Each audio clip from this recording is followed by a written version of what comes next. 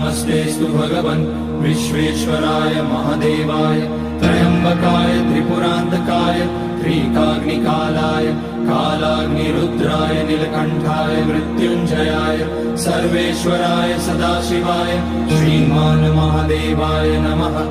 ॐ नमः शम्भवाय च मयोभवाय च नमः शङ्कराय च मयस्कराय च नमः शिवाय च शिवतराय च।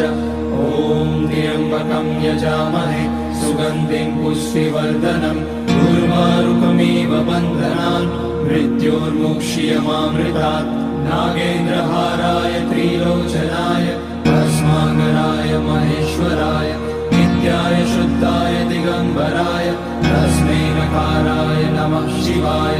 मन्दाकिनी सलिलचन्दन चर्चिताय नन्दीश्वर प्रणतनाथ महेश्वराय